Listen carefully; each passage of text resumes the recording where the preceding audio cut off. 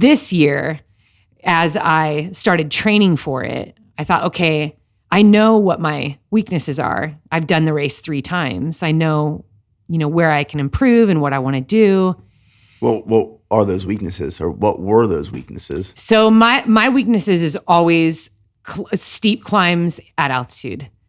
And it's interesting because it's also one of my favorite things to do.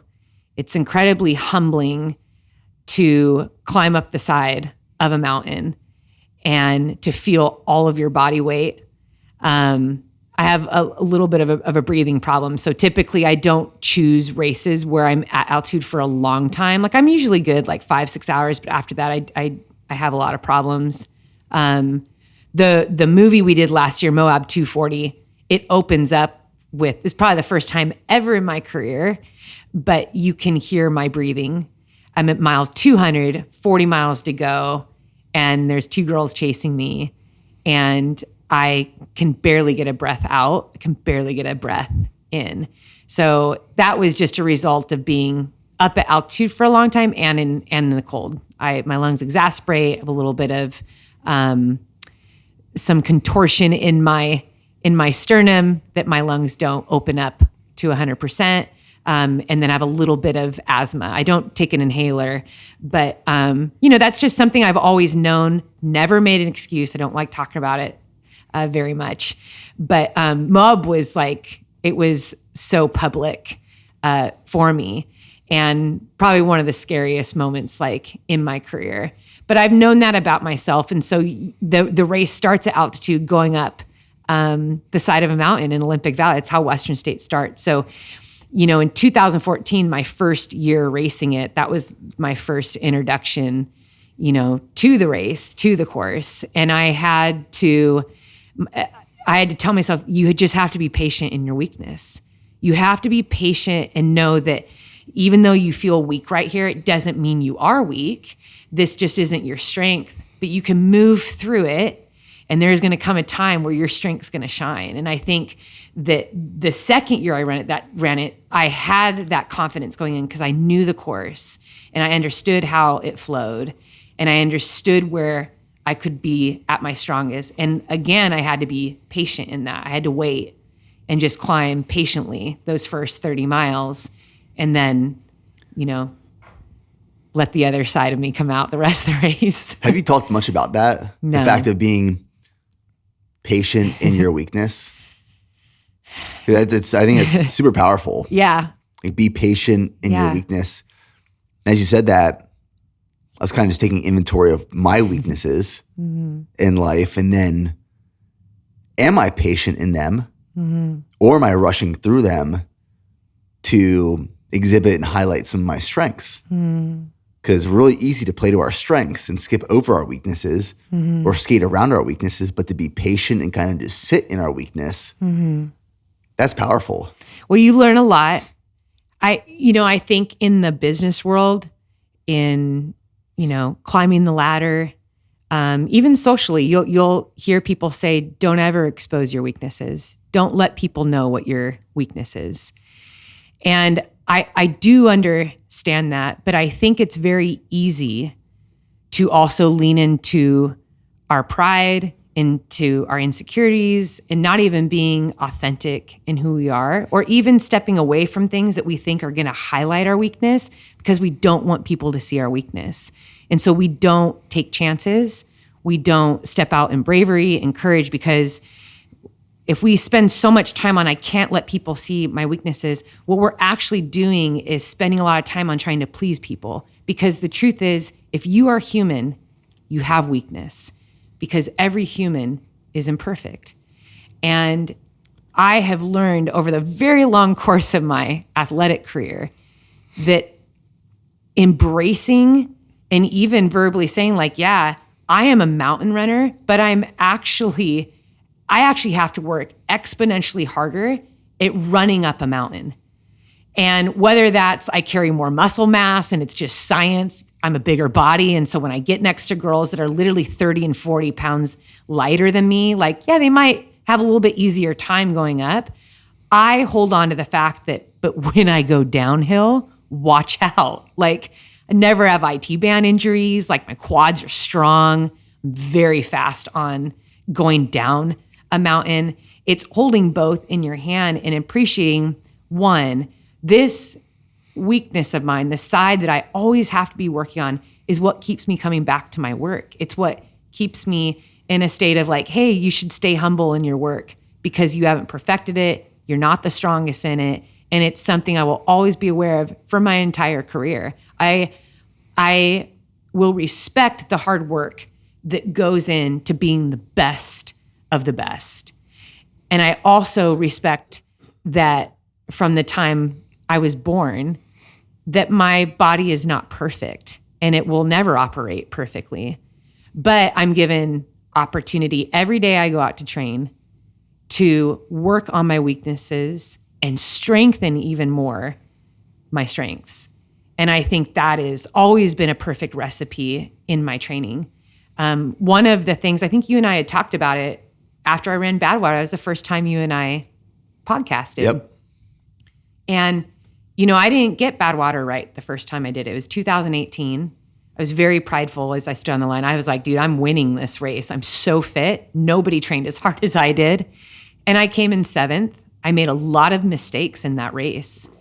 And that was the only way that I actually was able to get better was owning my mistakes, owning the things that I did wrong, and not respecting the journey that was ahead of me. And so I took those things. And when I came back in 2021, I went out to the course every week in the 6-7 weeks leading up to the race.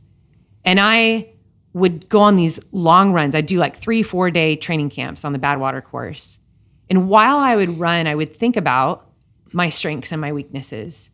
And I would also think about all the things that could potentially happen on race day that, one, I didn't want to be surprised by. I didn't want to be afraid of. I didn't want to focus on. I didn't want those things to have great focus. So like, yeah, if I got blisters, if I was throwing up, if my intestines were upset, Sally, what are you going to do?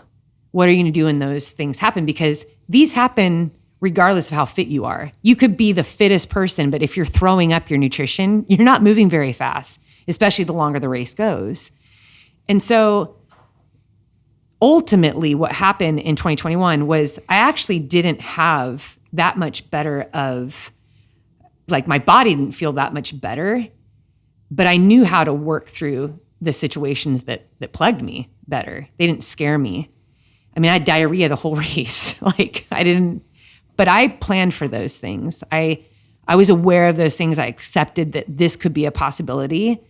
And when it happened, I remember the first time when it hit me, it was like mile 14. And I came up to my crew and I was like, what's going on? This might be with me the entire race, but I feel amazing. My legs are strong and my mind is strong, and we're going to win this race. And so I think that it's very easy as athletes or whatever it is we're pursuing in life to tell ourselves, well, this has always been my weakness, and so I need to stay in this box.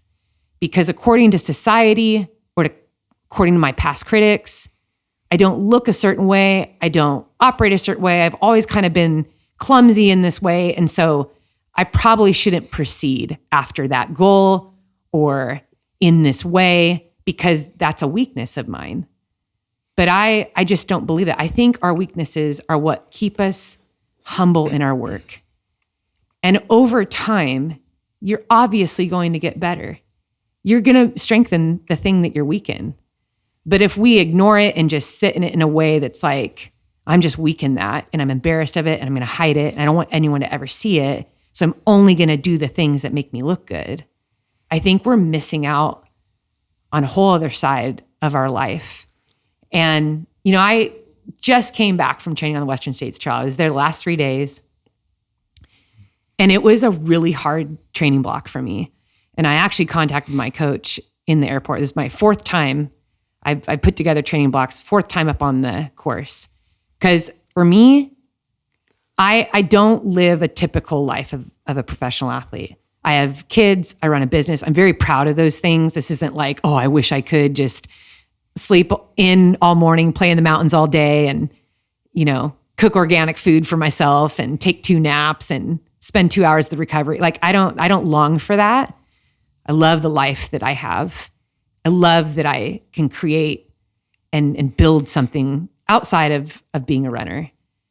But I contacted my coach and I said, that was a really hard training block. And I actually was discouraged. I was discouraged on day 2. And I had this run where I had to go out for it was 18 miles out, 18 miles back. It was 10,000 feet of climbing. It was really hard and it was hot. And I was dressed in long sleeves and I was not purposely made this at a heavy pack because I didn't run with anyone. I didn't have crew. So I have this 12-pound pack. I have layers on and I'm going, it's a run called Double Canyons. And it's in and out of some of the toughest climbs in the course. And I just felt tired on the way back, on the way out.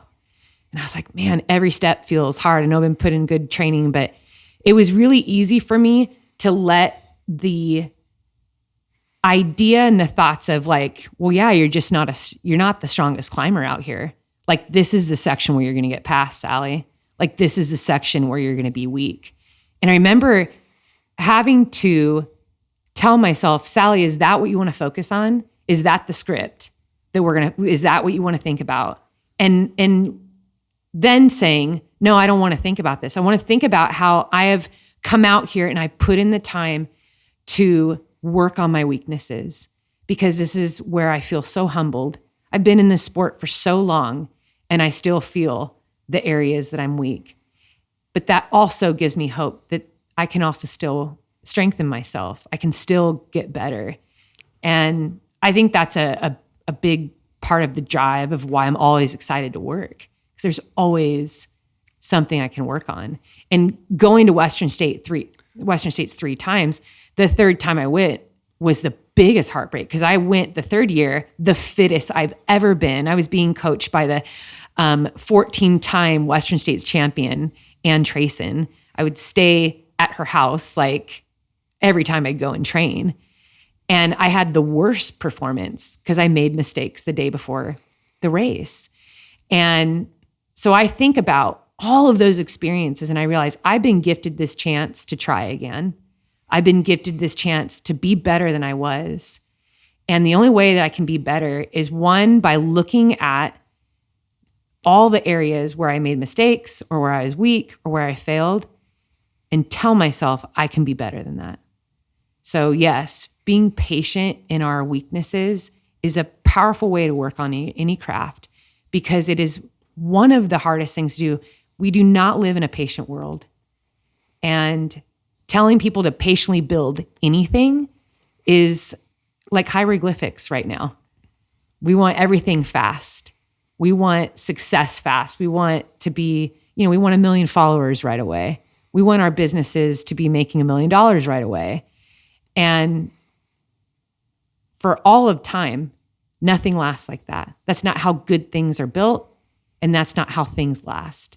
It's patient, quiet work.